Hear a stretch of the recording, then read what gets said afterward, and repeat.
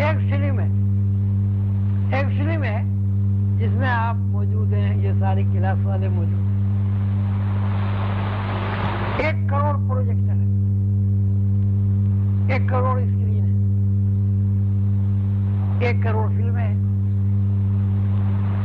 تو 1 کروڑ فلم ایک جگہ یا مختلف جگہ یا مختلف عالمین میں 1 کروڑ فلمیں دکھائی جاتی ہیں.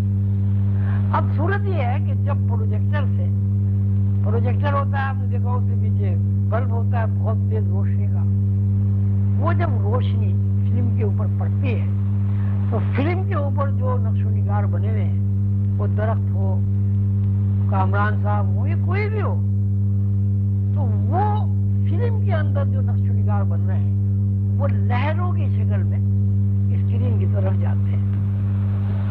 اور اس کا آپ لوگوں نے سب نے مشاہدہ کیا ہوگا، جب ہم سینما میں بیٹھتے ہیں تو پیچھے جہاں سے پروجیکٹر لگا ہوا ہے وہاں سے باقاعدہ ایک بیم آتی ہے، لہریں. اور وہ لہریں نہ صرف یہ کہ حرکت کرتی ہیں بلکہ اوپر نیچے ہوتی، یوں ہوتی. اگر اس نے یوں ہاتھ کیا تو وہ ایک لہر جو ہے وہ یوں ہو جائے. اگر کسی کردار نے دونوں ہاتھ اٹھائے تو آپ وہاں دیکھیں گے کہ لہروں کے اندر ایک رد و بدل ہوتا ہے. وہ لہریں یوں نہیں چلتی، یوں بھی چلتی ہیں، یوں بھی چلتی ہیں، یوں بھی چلتی ہیں. آپ نے کبھی دیکھا ہے؟ فلم نہیں دیکھا، سینما نہیں دیکھا کبھی؟ اوپر دیکھا لہروں وہ ہوتی نہیں رہتی ادھر سے ادھر. تو اب یہ جو ہے یہ اصل میں وہ کن کا مظاہرہ مثال ہے، یہ کہ کن کے اندر جو ایکو ہے وہ لہریں. اب جیسے آپ گھنٹی بجائیں، آپ گھنٹی کی بجائے بجنے کے بعد بہت دیر تک گنجار ہو، وہ گنجار کیا چیز آپ کو نظر نہیں آ رہی، لیکن وہ گنجار دراصل اس گھنٹی کے اندر سے جو آواز نکلی، اس آواز کی فریکوینسی کہہ لیں، اس آواز کی لہریں کہہ لیں یا کچھ بھی کہہ لیں، بہرحال وہ گونج جو ہے وہ 1 بجنے کے بعد اس کی ایک گونج ہے جو 1 منٹ 2 منٹ زیادہ رہتی ہے. مگر یہ بہت بڑا گھنٹہ ہو تو اس کی جو گزارش ہے دیر تک قائم رہتی ہے. تو اللہ تعالیٰ نے جو کن کہا تو یہ ایکو ہونے کا مراد یہ ہے کہ وہ گنجار ہے، ایک گونج ہے پورے خلا.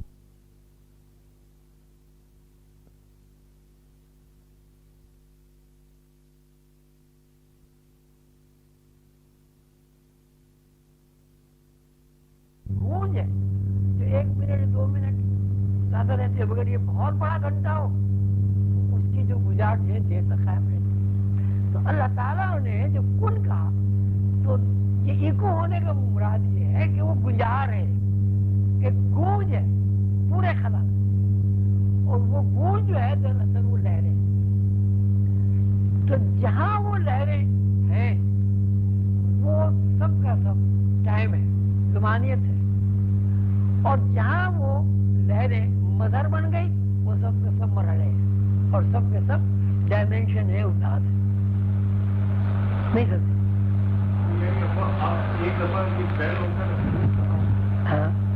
نہیں، گونج تو ختم یہاں ہو گئی نا. آپ مسلسل بجائیں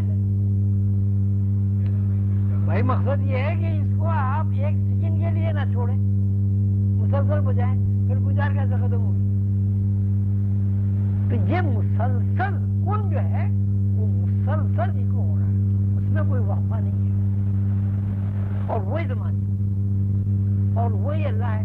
کسی کو حضور صلی اللہ علیہ وسلم نے فرمایا لا تسبوا الدہر ان الدہر هو الدہر، کہ زمانیت کو، گزار کو، کن کو، ایکو ہونے کو برا نہ کہو، وہ اللہ ہے.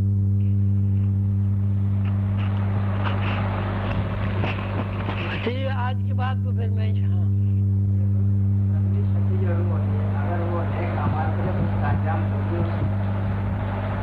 نہیں، وہ تو اللہ تعالیٰ کے معاملات ہیں. اللہ تعالیٰ نے سعید اور شقی دونوں روحیں تخلیق کی ہیں. تو اس میں ایک تو یہ دیکھیے، حضور صلی اللہ علیہ وسلم کے زمانے میں حضور کے چچا سے ابو لہب، کتنا کچھ کوشش ہوئی، کتنا حضور نے چاہا، سب کچھ ہوا، لیکن وہ ایمان نہیں لائے. ابو جہل کے بارے میں بھی یہی ہے. ابو جہل ابو لہب یہ کی باتیں الگ الگ ہیں. ابو جہل کا بھی یہی ہے کہ جب انہیں 2 بچوں نے قتل کیا اس میں یہ کہا ان بچوں سے کہ ذرا گردن نیچے سے کاٹنا تاکہ قریش مکہ کو یہ پتہ چلے کہ بہت بڑی گردن والا آدمی تھا کہ گردن وہ کسی کے سامنے نہیں جھکی. اب یہ شقاوت نہیں تو کیا ہے. اب اللہ تعالیٰ نے جس کو شقی قرار دے دیا وہ کیسے سعید ہو سکتا, اور جس کو اللہ نے سعید قرار دے دیا وہ شقی کیسے ہو سکتا. اب شیطان ہے, اب شیطان کچھ بھی کر لے. وہ حضور قبل بابا نے قصہ مجھے سنایا کہ شیطان بہت عالم فاضل آدمی, بڑی یعنی اتنا فاضل ہے کہ فرشتوں کا استاد بن گیا تھا. تو حضور صلی اللہ علیہ وسلم کی خدمت میں حاضر ہوا, سلام کر کے بیٹھ گیا اور یہ کہا کہ دیکھیے جی آپ کے اوپر میرا ایک حق ہے وہ میں لینے آیا ہوں. تو حضور نے فرمایا بھائی تیرا کیا حق میرے اوپر ہے, کیا تو لینے آیا ہے. تو شیطان نے کہا کہ دیکھیے آپ کو اللہ تعالیٰ نے رحمت للعالمین بنا کر بھیجا ہے, اس عالمین کا ایک فرد میں بھی ہوں. تو چونکہ اللہ تعالیٰ نے آپ کو عالمین کے لیے رحمت بنا دیا ہے, وہ رحمت میرے حصے میں بھی آئی. تو آپ اس رحمت کو واسطہ بنا کر اللہ تعالیٰ سے میری معافی تلاش کریں. حضور پاک صلی اللہ علیہ وسلم فرمایا ٹھیک ہے, اب دیکھنا یہ ہے کہ معافی تلافی تو جب ہوگی نا جب تم اپنی غلطی کا اعتراف کرو جبھی تو معافی ہوگی. اگر میں سفارش بھی کروں وہاں اللہ تعالیٰ یہ فرمائیں گے اچھا اس سے کہو کہ معافی مانگ لیں. تو اب معافی جو زیر بحث آتی وہ یہ ہوتی ہے کہ تم نے اللہ تعالیٰ کی نافرمانی کی, آدم کی حاکمیت کو قبول نہ کر کے. تو اب آدم تو ہے نہیں, اب زمین پر آدم کی قبر ہے. تو تم ایسا کرو وہاں جاؤ اور آدم کی قبر پہ جا کے یہ کہہ کے آ جاؤ کہ میں آدم کی حاکمیت کو تسلیم کرتا ہوں, چلو سجدہ بھی نہیں کرتا, کہہ کے آ جاؤ. میں اللہ تعالیٰ سے خاص کروں گا, اللہ تعالیٰ قبول کریں گے. شیطان نے کہا سبحان اللہ آپ نے کیا بات کی کہ زندہ آدمی کو میں نے سجدے نہیں کیا, آپ مجھے قبر پہ بھیج رہے. اب یہ شقاوت نہیں تو کیا. تو اب یہ ہے کہ اللہ تعالیٰ سے معافی تلافی کرتے رہنا چاہیے اور اس بات کا ہمیشہ شکر ادا کرنا چاہیے کہ اللہ تعالیٰ نے ہمیں سعید روحوں میں تخلیق کیا. اب اگر ہم کافر ہو جاتے, دہریے ہو جاتے تو ہم کیا بگاڑتے. بالکل ایسی بات ہے, اگر کوئی آدمی اندھا پیدا ہو جائے وہ کیا کرتا, اگر کوئی آدمی سیاہ پیدا ہو جائے رنگ کا وہ کیا کرتا, اگر آدمی گورا پیدا ہو جائے وہ کیا کرتا, اگر کوئی آدمی ایسا پیدا ہو جائے کہ اس کا دماغ ہی نہ ہو وہ کیا کرتا. ایسا ہوتا ہے دنیا میں, ہوتا ہے, معذور بچے پیدا ہوتے ہیں. تو یہ سعید اور شقی کہ توبہ استغفار تو وہی کریں گے نا بھائی جو سعید ہوں گے.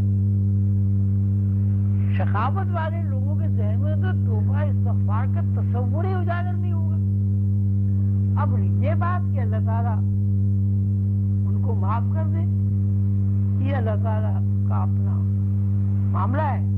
اللہ تعالیٰ قادر مطلق ہے اور اللہ تعالیٰ کے اوپر کوئی کسی قسم کا قانون لاگو نہیں, بس ان کا چاہنا ان کا کہنا وہی قانون. جب تو انشاءاللہ اب تو ہفتہ آئے گا نہیں, انشاءاللہ میں اللہ نے چاہا تو پھر زندہ سلامت رہے تو ملاقات ہوگی. اور میرے بعد آپ لوگ ایسا کریں آپس میں سب لوگ کلاسوں میں ضرور آئیں, ناغہ نہ کریں. آج تو بہت ناغہ ہے, ابھی تو میں گیا بھی نہیں, ناغہ شروع ہو گئی. اس میں یہ ہے کہ اپنا ایک ایک آدمی سب ڈیوٹیاں لگائیں آپس میں ایک آدمی تقریر کریں, سمجھائے ایک دوسرے پہ. اب تک جو پڑھ چکے ہیں اسے آپ کریں, آئندہ اس کتاب کو دیکھیں تاکہ یہ مقرر کریں. نہیں آپ دیکھیں جس میں صلاحیت تو بھی ابھی میں تو بھی کسی کو میں نے تو ابھی امتحان تو لیا نہیں, میرے امتحان ہوتا مجھے پتا تھا فلاں جو بھی ہے سب کو آپ کھڑا کریں, جو بھی ہے سارے کلاس کے لوگ ہیں کچھ تو بولیں گے نا. کوئی آدمی نہ بول سکے اس کو 5 منٹ کے بعد دوسرا کوئی آدمی کھڑا ہو جائے, موقع سب کو دے. اچھا ہے نا کہ جتنے لوگ ان کے اندر کچھ نہیں کانفیڈنس پیدا ہو.